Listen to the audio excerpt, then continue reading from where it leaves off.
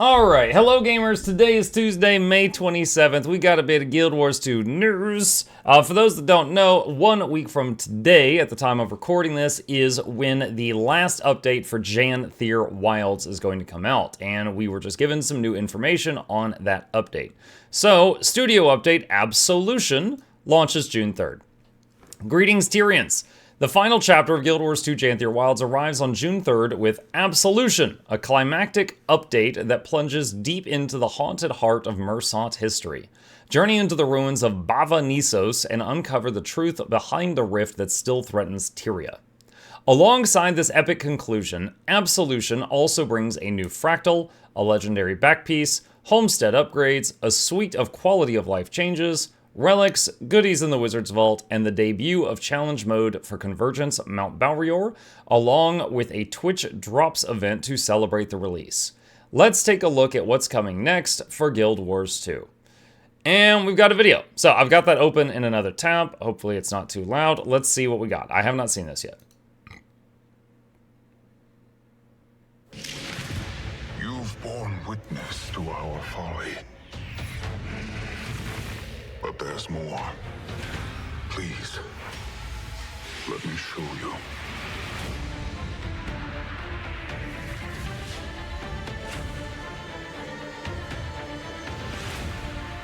I left Babanisos to rest. But that only left our mistakes to rumble and fester. Yo, it's Gorseval. I chose not to avenge my people, endangering and burdening yours.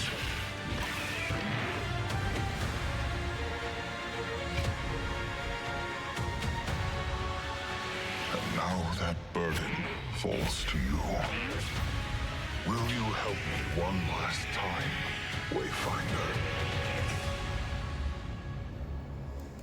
Absolution, story finale, forced entry, Titanic undertaking, salvation's cost, new explorable map and meta, Babanisos, a Titanic voyage, legendary backpack, Orax manifested, new fractal, challenge mode, Kinfall, convergence boss update plus challenge mode, Ura the steam shrieker, mastery update, homesteading and Mersat shadowcraft, grandmaster handiworker crafting, Janthir beehive mastery, new homestead decorations and Wizard's Vault refresh, new weapon set and relics, more achievements and rewards.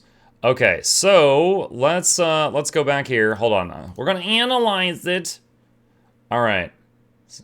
So you've borne witness to our folly. We see Epark. I see people rushing at the Titans, fighting Decima, and then of course this is Mabon talking right now. If you're not at this point of the story, the Mabon is completely okay. Nothing bad happened to him. He's just talking to you through a walkie-talkie. So this appears to be the inside of Babanisos, and these right here look like the constructs that we would see all the time fighting the White Mantles, such as Cairn. Now there's a ton of these things. You fight them in Guild Wars 1 quite a bit, and you fight them in multiple places in Guild Wars 2, and there's one raid boss that is built from these things. These look like they were killed and their heads were mounted on a wall, which is kind of hardcore. Alright, and continuing on. Okay, they're having like a little meeting, a little powwow. She's sad about something she heard, probably about Mabon resting. Alright, and then something going here. Is this like a barrier or something here they're trying to break through? Some Siege Turtle Gaming. Now, Gorseval, very interesting. So, Gorseval is a raid boss, and when you reach him, I don't know his full lore, but I know when you reach him, your character is like that creature. It's made of spirits. And so it's just like a whole bunch of souls and stuff that's like stuck together. So I don't know if this is the Gorseval from raids, or if this is just another one, like another creature like the one we called Gorseval that was created. I would find it really odd if it's the same exact creature in Babanisos that we met in raids. I would imagine it's just another creature with a similar name, kind of like how what's his name? Deimos and Saris look similar because they're bros. Of course, this looks like the exact same model, just much larger. Then we've got this big, looks like a pump or something. I don't know, with zits on it. And, intestines. A portal. Now that burden falls to you. They go through the portal. Alright, so here they are. And he says, "We helped me one last time." And then here in the background, the artwork here, it looks like floating chunks of a city, but then there's just like, I don't know, tendrils of corruption or runny snot that are like, you know, keeping it suspended in the air. Not sure what's going on there either. Very interesting. Very interesting. Okay. All right, so going back to the blog post. Guild Wars 2 Janthir Wilds Absolution.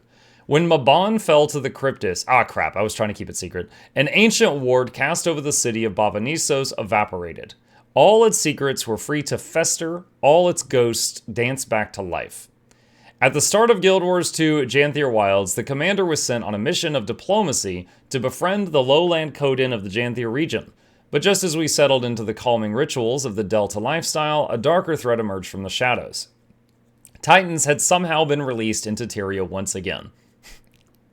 Somehow the Titans returned. And the commander, with the aid of allies old and new, navigated the perilous reaches of Janthir to defeat these otherworldly creatures. Victory was just within reach too, before Ura revealed with her dying breath that the door that she and her kin used to breach our realm remained open. In this second update for Guild Wars 2 Janthir Wilds, Repentance, we chased the echo of an old acquaintance through the ruins of his people's demise as we searched for this open mist gate. Now, in the finale of Guild Wars 2 Janthir Wilds, we will reach the core of the Titan crisis once and for all. And we got a picture here that is being really weird in the browser. Okay, so it's like floating stones forming a large globe or something. Babanisos. Each of the 3 survey teams that you helped comb through Mistburn Barrens completed their research and have come to the same conclusion. Something vile awaits us within the depths of Babanisos. Really? All their research came to the conclusion that something wicked this way comes. Alright. When a path into the city proper is finally revealed at the start of Absolution, our final descent begins. Once a monument to Mursat victory, Babanisos was built into the side of a great mountain. Its sprawling halls and twisting passages branch in every direction. However, the once opulent city is now crumbling with decay. When the door of Kamali was opened and the Titans spilled out into Tyria, Babanisos was sieged by a bloody battle that took down one of Tyria's most powerful societies. Most of the living Mursat and attacking Titans were slaughtered. But despite their defeat and the city's abandonment, menacing magic still lingers inside of Babanisos. Left alone for almost 300 years, the magic has mutated and warped with time. As the grand finale of the Guild Wars 2 Janthir Wilds experience, Babanisos contains a climactic, map-wide meta event. You'll be working alongside factions supporting the Tyrian Alliance, such as Counselor Ludo from Radisum, and a spirited guest from Divinity's Reach, Most Elusive Social Club. Wait, what? A spirited guest from Divinity's Reach's Most Elusive Social Club. To fight your way to the mist at the city's heart. What? Divinity's Reach's Social Club. Huh? Lord Farron? Dude, oh wow, if it's Farron, that would be great. If it's maybe Anise. I don't think, no, like, Anise is probably going to be there, but I don't think this is how they would describe her. Alright, if it's Farron, that's awesome. Okay. I'm sorry, I don't know of any club at Divinity's Reach. I know of a few in Lion's Arch. But, I was just completely drawing a blank on a Divinity's Reach club. The meta contains 3 main lanes that players can participate in, where you'll face various obstacles and threats as you navigate the surreal landscape. So I'm wondering if it's going to be kind of like Dragon's Stand, where all 3 lanes have to succeed to get to the final. What could possibly await you inside? And then there's a picture that once again looks like it's got dead cairns mounted on a wall. Alright. New challenges await. The battle for Mount Balrior is about to get even more intense. In Absolution, we're adding the third and final Convergence boss encounter as Ura, the Titan Imperatrix known as the Steam Shrieker, at last makes her appearance. This god spawn commands the scalding steam and choking geysers of the mountain, making her unending wrath truly something to be feared. If you fought Ura before, this encounter introduces some new mechanics to make this a fresh twist on the Mount Balrior experience. For those seeking an even greater test of skill, we're also introducing Challenge Mode for Mount Balrior Convergence, offering greater difficulty, sharper coordination checks, and even more rewarding spoils for those who triumph. Our newest fractal dungeon, Kinfall, also arrives June 3rd. Step into the roles of a small band of lowland Coden as they defend their homeland during the Ice-Brood invasion of Northern Tyria. Alright, so it's confirmed. We are, in fact, playing the Bears. And as they hear the whispers of the legendary dragon Jormag, in response to player feedback, with Kinfall, we've intentionally stepped back from the raid-like complexity of the more recent Fractals in favor of a streamlined and repeatable experience reminiscent of some of our earlier Fractals. This challenge mode for Kinfall will release 3 weeks later in our June 24th game update. And this is it right here. So real quick here, as I do try to make sure that everyone is included in the conversation, let's talk about this for a second. So we've intentionally stepped back from raid-like fractal complexity. So I'm near a fractal portal in game right now. So in fractals, all of these are the different maps. Now some of these are, do get duplicated. Like here's uncategorized and here's uncategorized again, for example. Back in the day, like when I started playing, Shattered Observatory was the last one. Since then, they've added Sun Qua Peak, Silent Surf, and Lonely Tower. And I gotta say, I don't really like Pug in any of those. And the reason is they are all decently challenging. And they are all challenging enough that if I join a Pug, there is no guarantee I will get those done. If I join a Pug and the daily fractals are Underground Facility, Thalmanova, and Molten Furnace, we're getting those done. There is no way that the Pugs could be bad enough that we're not getting that done. But Sunquaw, Silent Surf, and Lonely Tower. Sunquaw is really, really long. If you do it on challenge mode, it's just one really tough fight. Silent Surf is mostly the boss fight that is, again, somewhat challenging. And a Lonely Tower is extremely challenging. I would say most people love the first boss fight of Lonely Tower, where you fight 2 previous raid bosses at the same time more than they do the final fight, which is a mess. It is a mess. To put it in perspective, like after I made the guide for it, I never went back. I've literally not been back since I made the guide for it. The Lonely Tower final encounter is a mess on normal mode or challenge mode. Now, obviously, if you're with an experienced group, you can blast through any of these. It's no big deal. My point is that in the last, all the fractals they've added in the last 5 years have been they were trying to give the really, really try-hard players something to do. And everyone else is like, oh, Lonely Tower's the daily today? Skip that. We'll just do the other 2 dailies. And that's pretty much what it's become for, everyone else in the community. Okay, so that's what they're talking about now. All right, home improvement. Wait, are they going to keep removing old fractals? No. It's not that they remove old fractals. So right now, uncategorized is fractal number 79, and it's fractal number 91. So there's some that are in here as duplicates. So, this is the same one, everything just hits a little harder. So they would remove one of these duplicates and shift the list a little bit to make room for the new one on the list. That's what they would do. So basically what you have here is there should be 25 different ones, but there's not 25. Look, there's Swampland again, right? So there's just some that are in here more than once. Okay.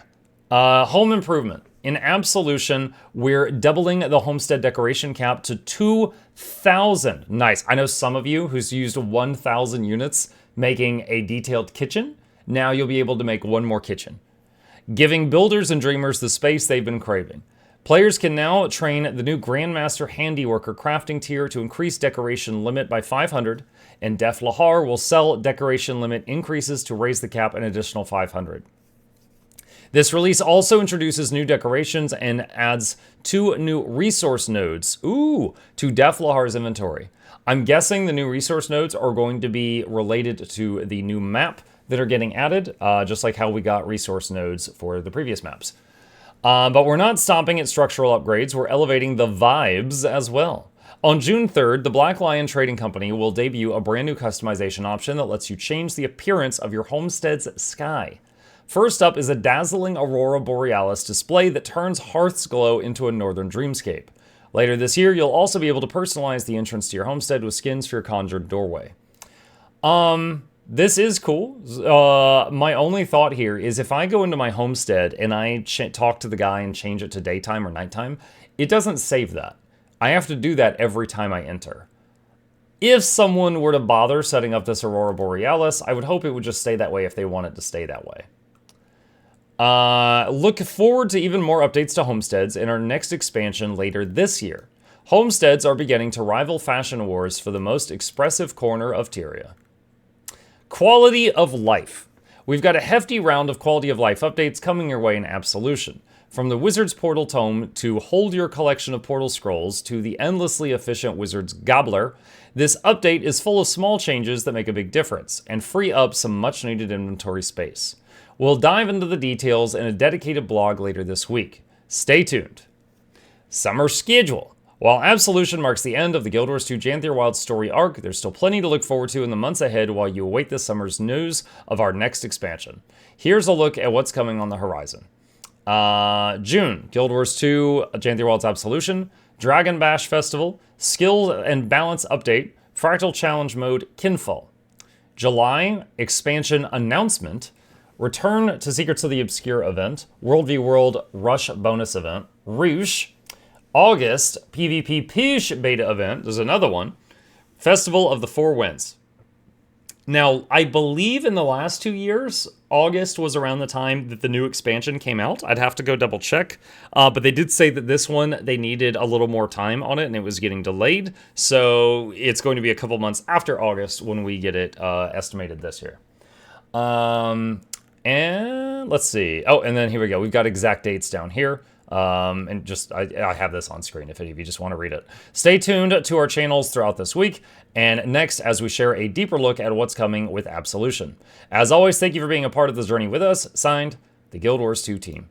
And there's a couple of additional pictures here. I'm guessing this is from inside Babanisos. There's those floating stones we saw earlier from a different camera angle, and more of these weird tendril things. Then we've got some Sons of Svanir. I think this is from inside the fractal, because in the teaser video they showed with the bears were fighting what looked like Sons of Svanir. And a new earth elemental type model. Very interesting. It almost looks like a malachite that's been sheared off. It's pretty cool. Is that the last one? Yeah, that is the last one. Okay, neat. Looks like a tiny Urus spawn. Yeah. All right, well, that is it for the studio update Absolution that is launching on June 3rd. That is next Tuesday for anyone who is watching this the day that this video goes live. And if you've got any questions, problems, thoughts, concerns, or you noticed anything in the video that I missed, put them in the comments section down below. I'll fight you there.